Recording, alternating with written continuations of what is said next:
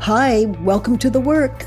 Welcome to the work with Iram. Oh, what a sweetie. She is just this little young girl in a new school. Everyone's white. She is the only Asian there. And so this is a deep, deep dive into prejudice and what that looks like from the inside. And with no further ado, let's sit with Iram as she does her work. What a privilege it was for me to do the work with her, and I hope you experience the same privilege of sitting with Iram and her work. Let's do the work. Let's sit with Iram. Hello, dears. Hello, hello. This work is this is a community where we get together and we identify the cause of our suffering and how to end it. And then we sit in that practice of identifying the cause of suffering and how to end it. Hiram, honey, what's going on? Yes. Hi, how are you? Oh, honey, I'm as well as I can possibly be. Good, good. Yeah, I joined yesterday your 2 hour session. It was wonderful. I was in the car, so I couldn't share. So I was hoping. So I'm so grateful that I was chosen today because I wanted to share what I had written. And yesterday I had a car full of people and I couldn't share. Oh, sweetie. So share with us. Yes. So what had happened? What I've been experiencing for, I would say, like almost 30 years or more, is a stress response. So what I wrote down is how I feel in my body, and it's of course it goes back to my thinking and what I believe, but it's in my body. And so every time that it comes up, I'm like, oh, there it is again, and I feel really bad about it. And so I wrote it. It was really hard for the turnarounds because Yeah. I was just like, I don't know how to turn this around, except when I say those things, my body's like, haha, that's not true. I mean, so it was kind of complicated. Yeah, it's like your ego saying, well, that's not true. That's not true. And, there's a little thing you can do with the ego because it is a lost little child. It raises havoc. So it's um, like being gentle with it and read what you wrote. Okay. Yeah, because like I said, like I understand the ego part really well. But my body part, the sensation that's in my body. And the sensation is that I start whenever I get anxious very easily and I start to perspire in my Yeah. underarms and I just sweat and sweat. So it's very uncomfortable. Yeah. And the beliefs that I hold about it is that I'm not loved, I'm not enough, I don't Oh. belong, I'm not special, that nobody likes me, that people are judging me. And this came from middle school, so this is like a long time ago. And Yeah. I'm carrying this forward as an adult, and Yeah. I've done so much work, but my body just seems like it's just like, wait a minute, it's just like holding me back, saying, even though like I know, like, oh, that's just a thought, that's just a belief. I know I don't believe that anymore, but my body still holds it. So Yeah. it's like contradicts it. Yeah. Mm. So, can you go to a place, look back at your life and maybe grade school Hmm. where this first started and this perspiration thing is going on. Yeah. Okay? So what image comes to your mind? What situation when I said that? Yes. So I know the exact situation. I'm in math class and I have all these kids around me. I'm in a brand new school. I'm the only girl that's an Asian, that's not white, and everyone knows each other. I'm different. I'm not able to do the work because it's harder. I came from a city school. This is a different school. Mm. No one talks to me. No one even acknowledges that I exist. And so I feel completely left out and I feel like I don't belong. Okay. So You don't belong. So go back there, sit in the same seat you were sitting in class, where you're having the thought, I don't belong. Okay, so be there now. And you're this little grade school pumpkin. Okay, it's a little deer. So look at you there. Now just sit in that little girl, be that little girl in that situation, anchored there, just as you remember it to be. Little girl, you don't belong here. Is it true? Now give her time to check it out, because she's so sure she doesn't. And she has all these reasons why she doesn't. So let's go back and get really still. She didn't have that then. She didn't have a way to get still. Her ego was just slamming her. You don't belong here. In that chair, in that time and place with those students and that teacher, you don't belong there. Is it true? No. So feel that. Notice you're sitting in your chair. You're there. No one's saying, go away. You don't belong here. No one's doing that. Just be there now. Notice, be there in that little girl, as that little girl, how you react in that situation, how you react when you believe the thought, I don't belong here. Notice the images of past, future that were running through that little you in that situation. I don't belong here. Look at the images of all the white people or the nationalities. Not one of them there is yours.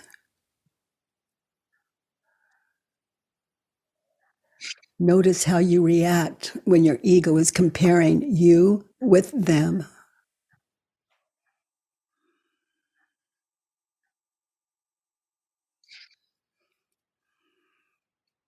I don't belong here. Notice the physical. When you're looking around your new, this is so strange and so different, and there's no way out of it. Notice how you react. Notice the physical, the perspiration that happens when you think the thought, I don't belong here, and your ego is showing you every proof in your head. All the proof in your head that you don't belong there. Notice physically, sweetheart, what happens. Notice your heartbeat. Be there now. Notice any pressure in your chest, your arms. Notice like this, maybe this more than a minor experience of moisture just coming through your body. You're not doing it. It's just a part of being stressed out.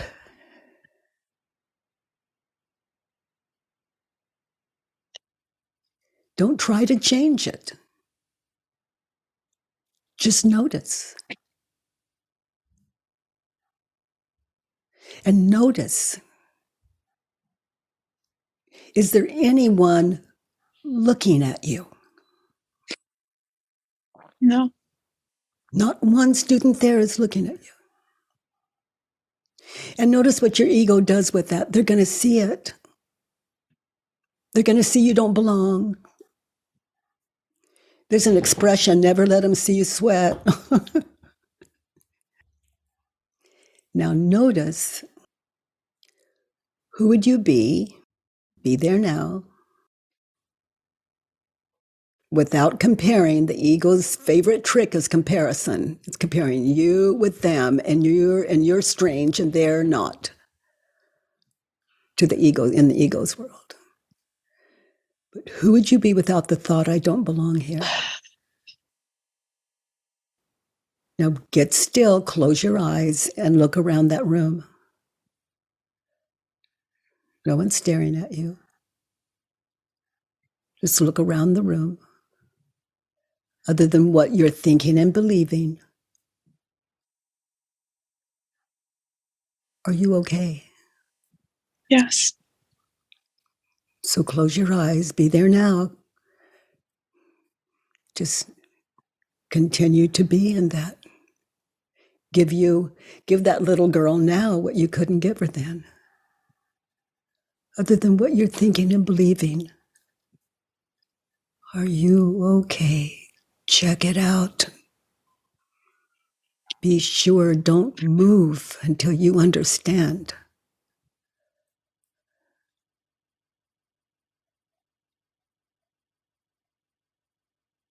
But I'm so different. And who would you be without the thought you don't belong there? Be okay. So be there now, give you now what you couldn't give you then.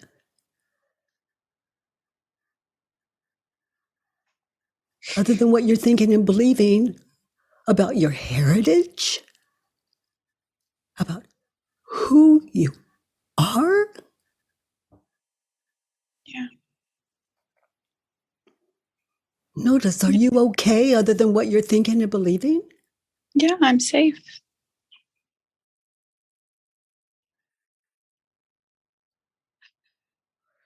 Those of you sitting in this, you could sit in this for an hour in this position. And Aram, you could sit in this for an hour, 2 hours, 3 hours. And it's not going to change. You're okay other than what you were thinking and believing. And what you're thinking and believing is not your fault. Thoughts happen. You see? The ego says you don't belong. And then you look around the room and you see, no, you're the only one there of that origin. The ego's comparing. That is terrifying. And notice physically what happens.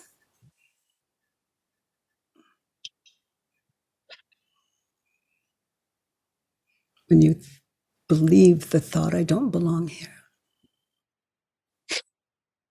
Contract my whole body. It's like shuts down.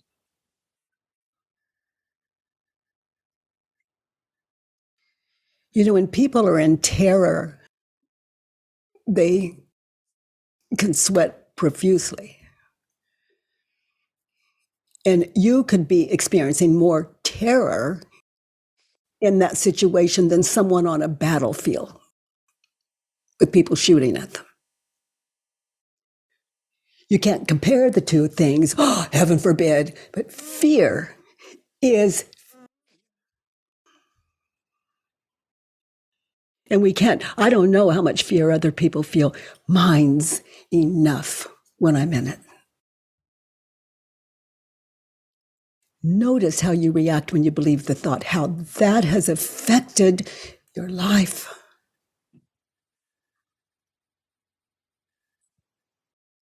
And every time you experience that, that little girl sitting there is in your head, no matter how old you get, and you may not even remember it, but she's there, endorsing what you continue to believe. Some of us to our deathbed.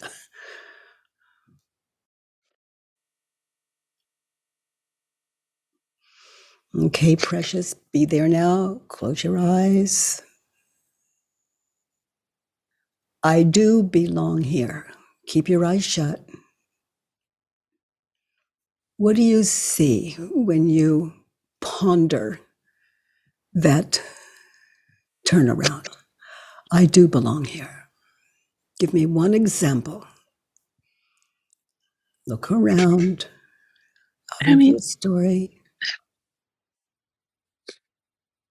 I'm just one of them.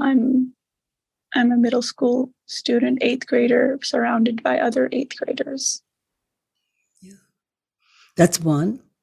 Give me another example. I do belong here. I named one earlier. No one's telling you to leave.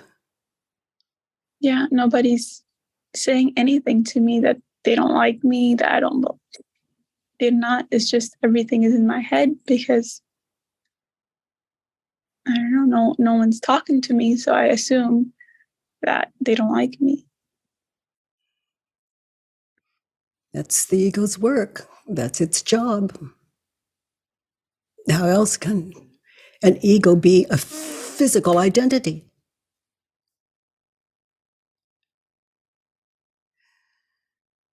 But it's not your true identity. So far, I'm saying you do belong. Give me another example in that situation. I do belong here. Feel the seat that's holding you. Feel the air that you're breathing coming in and out of you. Make yourself at home there. There's air. There's a chair just for you, a place to sit.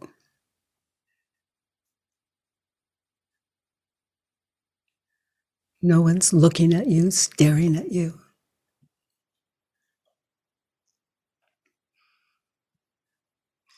And stay there until it feels like home.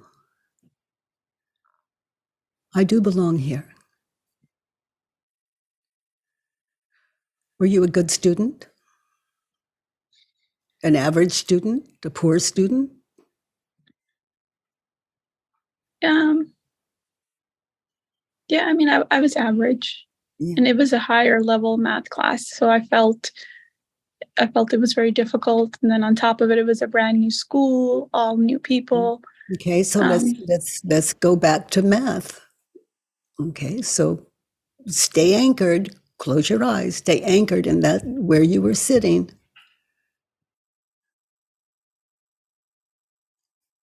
Yeah, math is tough. Notice you're not the only one that has a problem in math.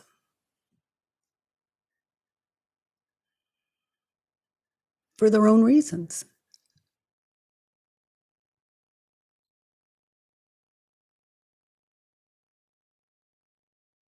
I do belong here. I'm behind in math. This is advanced for me. I do belong here. This gives me higher learning, better math skills. I do belong here.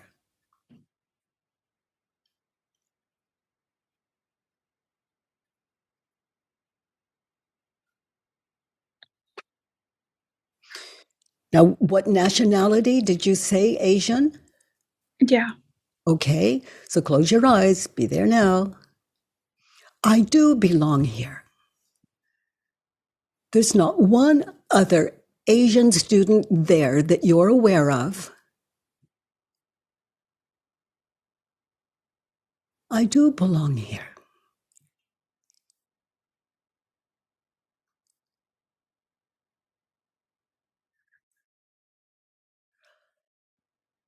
Example, no one's asking me to leave because of my nationality. That's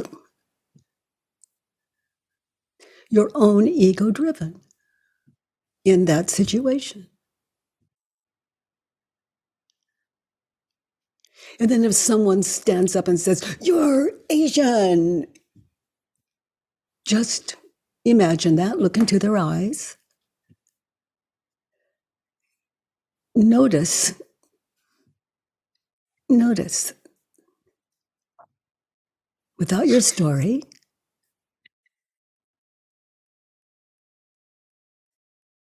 and own it. Yes, I am.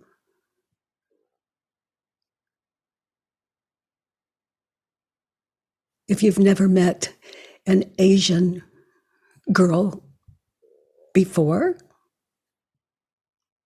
I'm available if you have any questions. I belong here. That's a lot for a little pumpkin to do. But when you sit in these things, honey, in self-inquiry, all those fears come up. You are Asian, and yes. And look at that person. Maybe at that age, they've never met another Asian person. And you imagine it's a terrible thing. You have no idea what they're thinking and believing about you. But what you're thinking and believing about you could use a little work.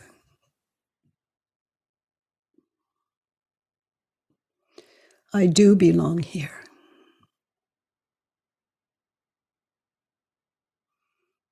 And I invite you to continue to work on this. Okay, another turnaround. Okay, be there now. Close your eyes. Be there in that classroom. They don't belong here. Try that on. Try that turnaround on. All of you sitting in this, you may not think, oh, that's not a turnaround. Well, try it on. Don't dismiss it so quickly. They don't belong here. To your mind is that little girl, be there now. They don't belong here. What comes to mind when you think that, when you experience that turnaround? I feel normal, and I mean, it feels kind of weird to say that to somebody else. Well, But not then to say it. You're just sitting there, experiencing, just meditating, and they don't belong here. In that situation, what was that little girl thinking? You wanted them all to disappear so that you'd feel safer?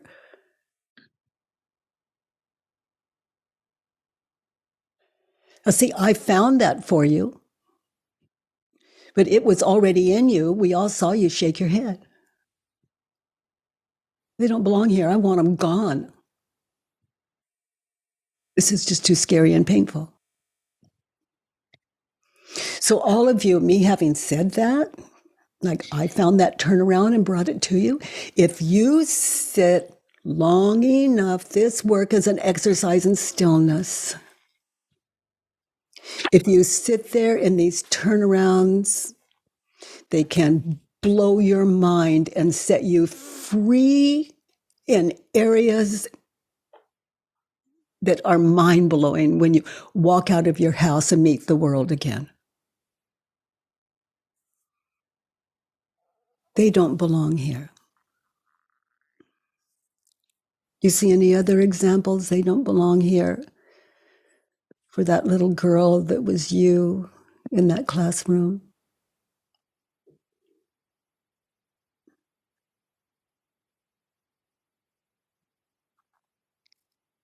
I mean, it's so new to me that I don't know. I can't hear. Yeah, that's okay. You know, where my mind goes as I'm sitting in it is, for all I know, they feel the same way. I don't know. Maybe I'm not so unique. Maybe they feel the same way, that they don't belong here. Maybe some of them would rather be doing anything but school.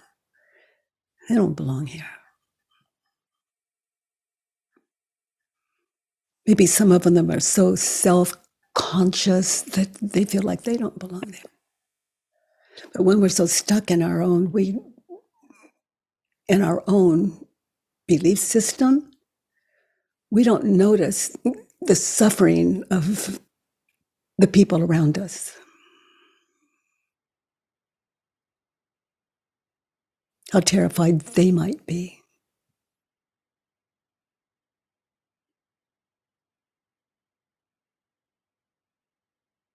Don't know. So I'll go on and deal with my own. I don't belong here. They're prejudice. I don't belong here. I'm prejudice.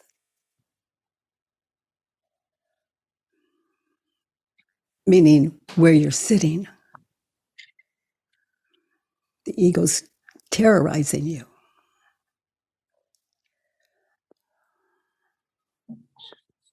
And let's look again. All the others are white. Is it true? Look around. Your ego's very prejudiced. That's what you were thinking and believing then. Look around. All the others are white. Is it true? Can you really know that it's true? I mean, that's what they look like. Mm-hmm. So, the believer is, it gives you, the ego's world. And what I love about inquiry is we can double check it. It's what it looked like to you then. Don't change it. Just look without the thought. All others are white. Open your mind. Your mind wasn't open then. Open it and look. You could be wrong. You could be right.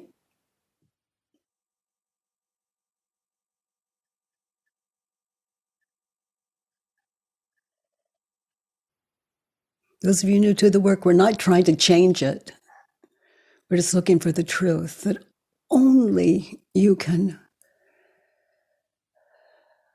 answer to.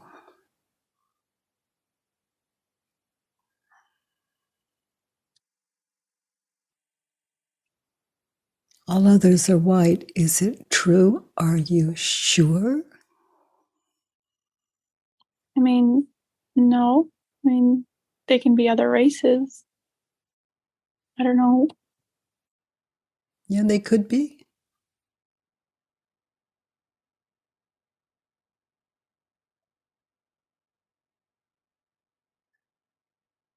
And notice how you react when you think the thought, all the other students are white and I'm Asian.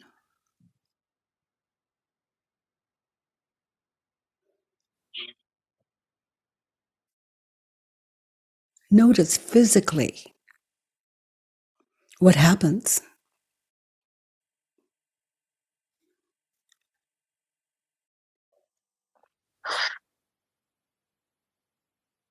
It makes me feel uncomfortable.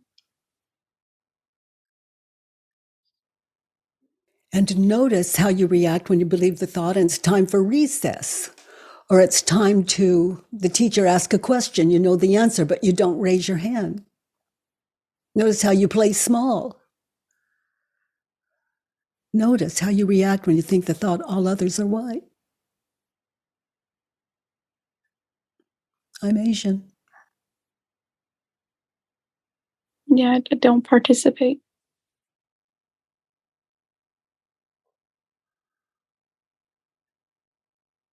And as a result, nobody gets to know me, and I don't have friends.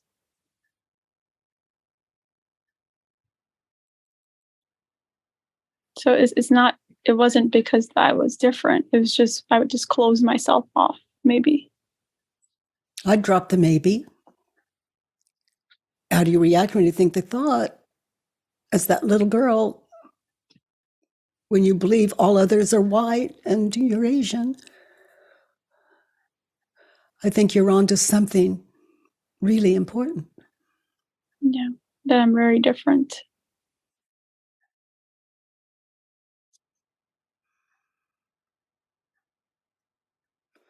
Notice where you want to walk somewhere. Maybe it's recess. You want to walk somewhere, but you're afraid to. Notice how you don't want to draw attention to yourself. So you're just always on the outskirts, not even wanting to be seen.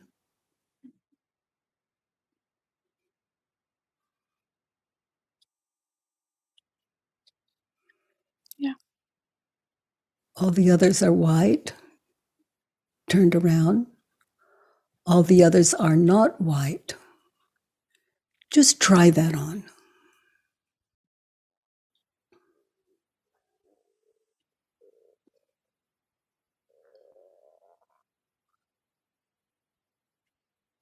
Okay, sweetheart. So it's keep your eyes closed. So it's recess. And you're believing all the others are white. So walk through areas where they're all playing without the thought, all others are white. I'm Asian. I feel relief and I feel confident.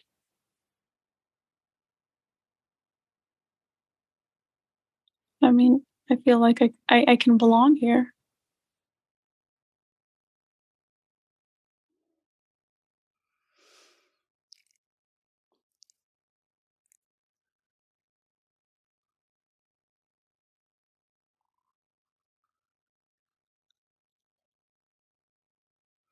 I do belong here. Yeah. And someone says, are you Asian? You can say, yes. Are you white? And listen.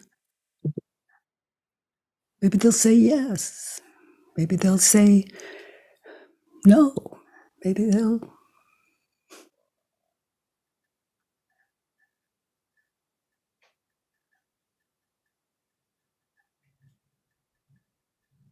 I do belong here. Continue to walk through the playground. Notice, do they even notice you? And notice if you want to play, just jump in.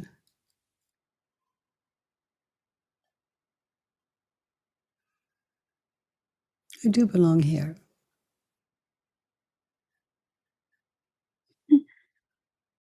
What do you see? I mean, I see kids that I never attempted to talk to, and so they never wanted to talk. They never talked to me either. I just assumed that they were either very popular or they were just that they wouldn't want anything to do with me, and so they didn't because they didn't know who I was.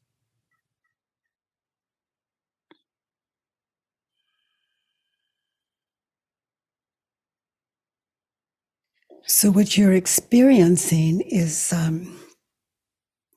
prejudice. And whose prejudice? Your own. That's what it feels like to be prejudiced. It's a state of fear.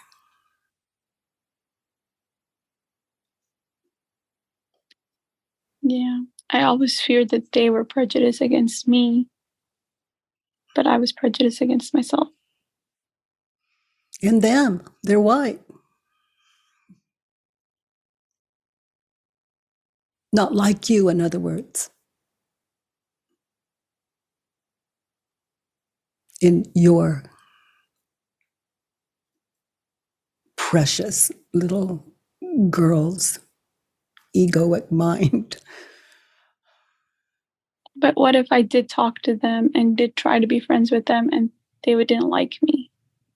Okay, so you be one of those children, and I'll be you. Okay, so can I join the team? Can I play? Who are you? Well, my name's Aram. Where are you from? And then I tell them, Hmm. Well, we don't. I mean, we don't need any more people to play with us. So maybe some other time. okay, when? Actually, we're enough people. We don't want any more to add it to our group. Okay, so that's really good to know. And thank you for sharing that with me. And then I walk away and I ask the next group or the next person, Or I look around and maybe there's someone as frightened as I am, and I go sit with them. And I would say, because I'm not frightened, I go sit with them, and we both have a friend. Yeah.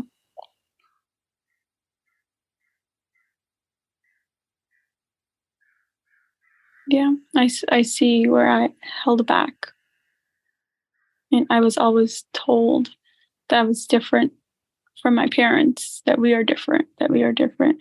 So that was like ingrained in my head, and that stopped me. That's what kind parents do. They try to protect their children from pain, from being hurt. That's what parents do.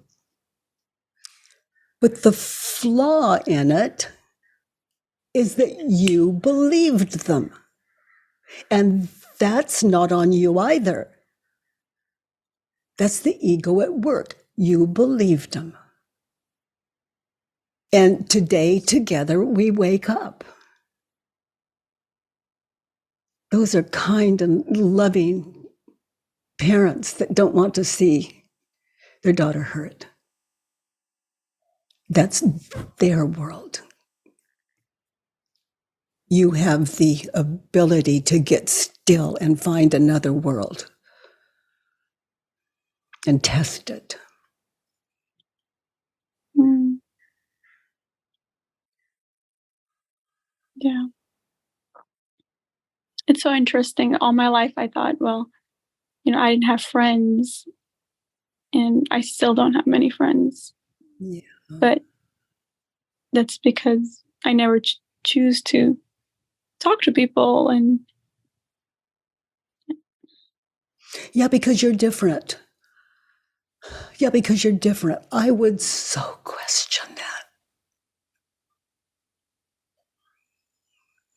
And you have a mind that's open enough to do that. We've all witnessed that today, sitting with you in your courage. yeah. Thank you. Oh, honey. Oh, my goodness. You're not alone. It's which you already know that, but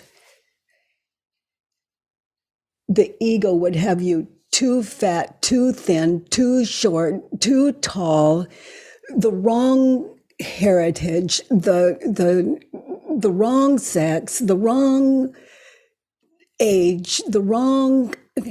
That's the ego's job, is to separate you. The ego's job isn't cruel. It's not being cruel. It's just, it's doing everything it can to be you, identify as you. And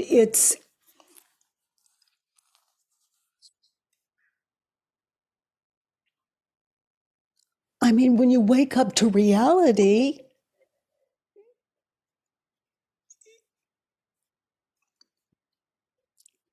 the ego can't exist. It's an illusion, like that little girl sitting in the classroom. Other than what she was imagining, she belonged there. Other than what her ego was offering up and she was attaching to, believing. Other than that, that was a safe world. And that playground, other than what you were thinking and believing, that was a safe world. The worst that could happen in your world is they say, "You're Asian," and you'd say, "Yes.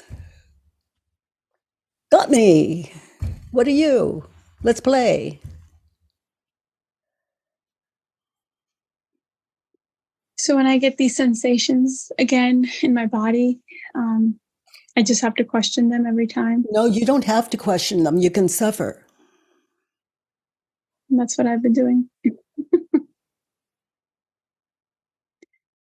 I mean, even if I question them and I know that this is not true, this is my imagination, Oh, but my that's body not still enough. That's not enough. You have to get as still as you did today.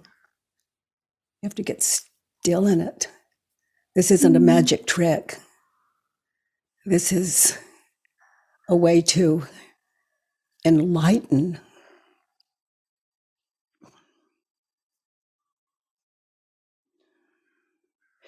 You see, we enlightened that little girl, and now, how old are you now?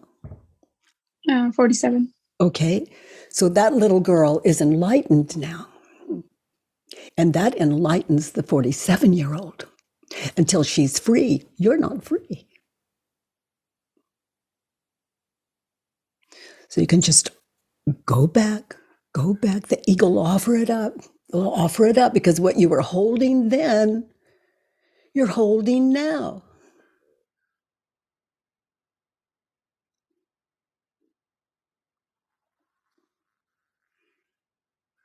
And you're blessed to have the gift of an open mind that allows you to sit in this. You know, it's some of us are just too frightened to. And some of us don't want to be wrong. We're just, you know, it's like, who am I without that identity? It can be terrifying. You've got a gift, the gift of an open mind.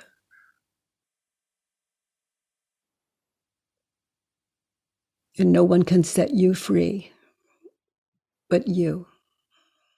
And everything you need to do it is in you. And you go back and look at your life, and there's a worksheet.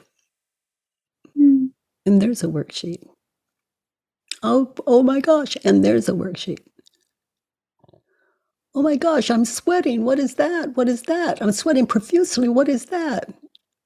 Get still. It was there.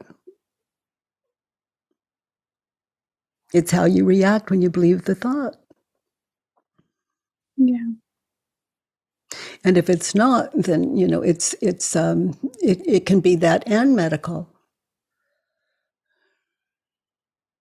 And what love does is it's not in the world, but it's like of the worlds, that balance.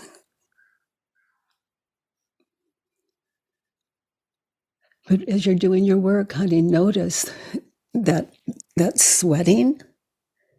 Notice, are you being fearful? Is this an old thing that you're experiencing in your head? Or what are you remembering that needs to go to paper on one of these worksheets?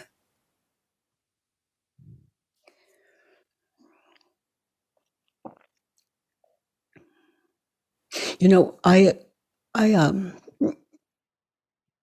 being born in the desert and being raised in the desert, you know, it's I was out in the sun working on a very hot day. I was doing yard work and mowing the lawn, just out there too long, and and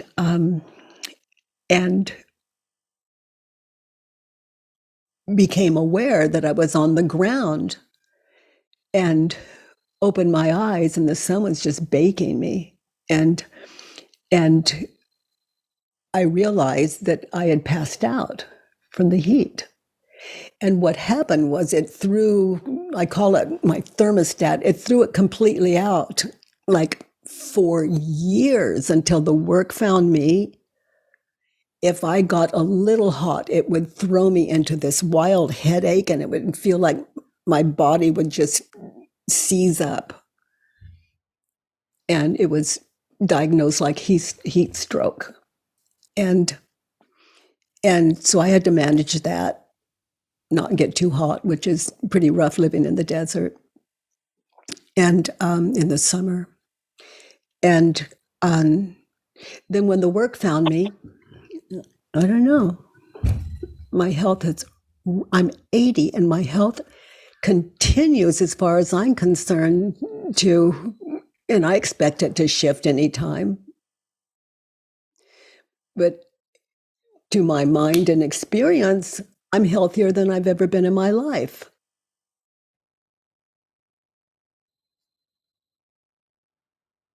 And I woke up this morning with a fever.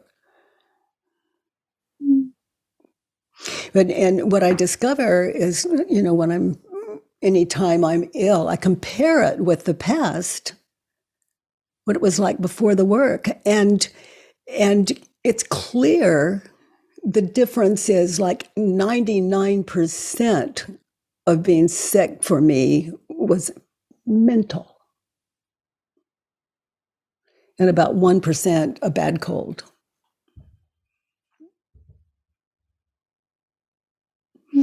It's like I'd wake up and I wouldn't want to go to school maybe, and because it starts so young, and it's like, oh, there's a little tickle in my throat. Oh, I'm sick. Oh, I'm coming. Oh, Mom, I don't want to go to work. Oh, I'm so sick. I'm so sick. And I took on the role so well that I don't even know the difference when I'm sick and well, to some extent.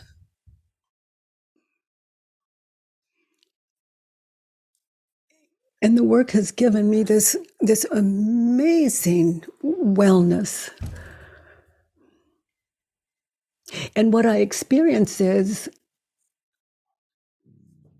I've had the gift of being in a position where 5 doctors working on me couldn't save my life because my body was just shutting down and they couldn't find what it was.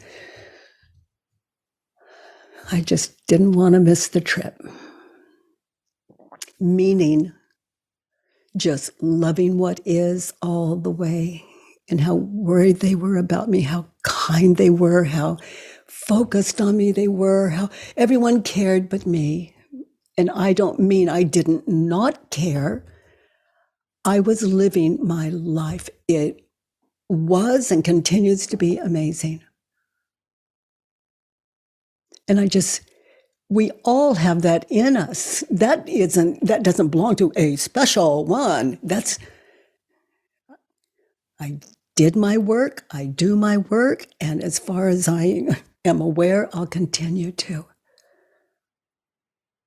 And it is such a privilege to sit with you. You are amazing. Thank you. So are you.